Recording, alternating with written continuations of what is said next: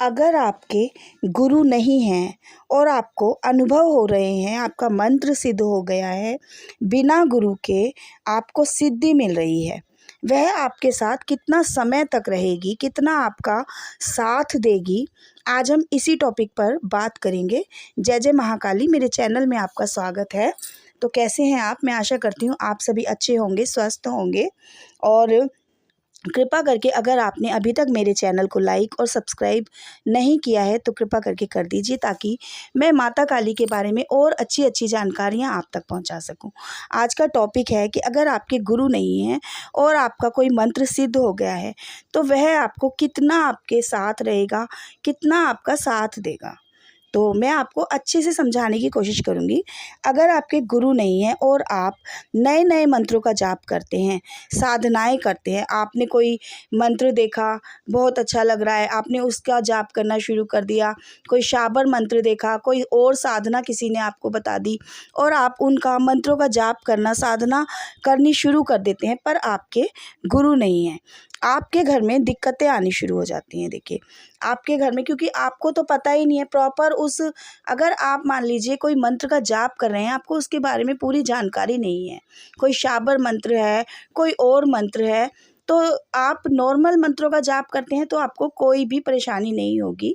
जैसे ओम नमः शिवाय है, वह एक सिंपल साधारण सा मंत्र है और उससे कोई आपको परेशानी नहीं होगी। लेकिन आप किसी उग्र मंत्र का जाप कर रहे हैं और आपके गुरु भी नहीं है, तो आपका सुरक्षा घेरा तो इतना मजबूत है ही नहीं, क्योंकि आपके गुरु नहीं है। सुरक्षा जो है हमें गुरु से प्रदान होती है, या फिर हमें सुरक्षा हमें तब भी मिलती है कि आपका पूरा ऑरा बन चुका है, आप बहुत ही ज़्यादा बहुत पूजा पाठ कर रहे हैं, बहुत आगे आ चुके हैं, तब भी आप कर सकते हैं। लेकिन आप नए नए हैं और आप नई नई यूट्यूब पे देखकर कोई कोई साधना कर रहे हैं, तो आपको उसका परिणाम आपको बुरा भी मिल सकता है। तो क्योंकि आपके गुरु नहीं हैं, तो आपको क्या करना है, आपको आपको कोई गाइड करने वाला नहीं है, आपको बिना गुरु के आपको पता ही नहीं होगा कि आपके पास शक्ति आ रही है। आपको यही नहीं पता कि हम उस शक्ति को चलाएंगे कैसे, हम उससे काम कैसे लेंगे, हम वह शक्ति हमारी आज्ञा क्यों मानेगी। देखिए, माता काली है, माता काली कभी भी बिना गुरु के नहीं चलती है। उनकी शक्तियाँ इतनी तीव्र और उग्र होती हैं कि वह जब आती हैं तो उनके साथ में बहुत सारी शक्तियाँ आती हैं। इसलिए गुरु का होना, आपके सिर पर हाथ होना गुरु का, बहुत ही अनिवार्य और ज़रूरी होता है। आपको गुरु का होना आपके लिए बहुत ही ज़रूरी है। अब आप ये कहेंगे कि गुरु मिल ही नहीं रहे तो हम बनाएं कहाँ से, हमारे पास तो गुरु है ही नहीं, हम कहाँ से ढूंढें। तो मैंने आपको बताया है कि आप भोले बाबा को गुरु साक्षी मान सकते हैं और आप ओम नमः शिवाय का जाप कीजिए। पहले आप अपना पूरा ओरा बनाइए। जब आपका ओरा बन जाएगा, आपकी कुंडलिनी अच्छी तरह से उठनी शुरू हो जाएगी, तब आप किसी मंत्र का जाप करेंगे, अभी नहीं करेंगे। और आप एक अच्छे गुरु को अगर आप ढूंढेंगे तो आपको ज़रूर ही मिल जाएगा। आपको उग्र मंत्रों का, शाबर मंत्रों का जाप तब तक नहीं करना चाहिए जब तक आपके गुरु नहीं है। मैं आपको देखिए समझा सकती हूँ, मानना आपका काम है, क्योंकि बिन गुरु के ज्ञान नहीं होता है। कहते हैं ना, बिन गुरु के ज्ञान नहीं है, और ज्ञान के बिना अधूरा ज्ञान जानलेवा घातक हो जाता है। इसलिए आपको अच्छे गुरु का चयन करना है, ठीक है। आपके ऊपर कोई संकट ना आए, आप किसी परेशानी में ना आए। देखिए, मैं यही चाहती हूँ कि आप किसी परेशानी में ना आए। आप प्रॉपर पूजा पाठ करें, अपने आसन पर बैठकर, आसन को कील कर, अभिमंत्रित करके, मैंने बता रखा है कि जल को थोड़ा सा हाथ में लेके अपने मंत्र को जाप कीजिए। जो आप पढ़ रहे हैं, आप निरंतर जिसका जाप करते हैं, उसे 3 बार उस जल में फूंक मारकर उसे अपने आसन के आगे पीछे डालिए, छिड़क दीजिए, तो कोई भी नेगेटिविटी जो है आपके पास तक नहीं आएगी। आपका ऑरा जो है अच्छी तरह से बनना शुरू हो जाएगा। आपको नुकसानों से बचना है, आपको आपका मार्गदर्शन करना ही बहुत ज़रूरी है, क्योंकि बिना गुरु के आपके पास जो ऊर्जा आ रही है वह अच्छी है या बुरी है। कोई नेगेटिविटी तो आपसे भोग नहीं ले रही है, कोई नेगेटिव कोई गलत शक्ति तो आपके घर में आके विराजमान तो नहीं हो गई है, आपको पता ही नहीं होगा। और आप उसे पूज रहे हैं, आप उसकी पूजा कर रहे हैं, तो आपको उससे परेशानी भी हो सकती है। क्योंकि देखिए, जो नेगेटिविटी है वह आपका भोग प्रसाद तो ले लेगी, लेकिन आपका अच्छा कभी भी नहीं करेगी, आपका हित नहीं करेगी। वह झगड़े कराएगी, लड़ाइयाँ कराएगी, आपके काम बंद हो जाएंगे और आपको किसी भी तरह से वह उभरने नहीं देगी। इसलिए आपको नेगेटिविटी को ज़्यादा पावरफुल नहीं बनने देना है। आपको गुरु जब आपके सर पे हाथ रखते हैं तो उनकी शक्तियाँ आपके पास आ जाती हैं। गुरु अपनी शक्तियों को आपके पास भेजते हैं और उनकी शक्तियाँ आपके पास आती हैं, आपको जो है सही से वह आपका मार्गदर्शन करती हैं।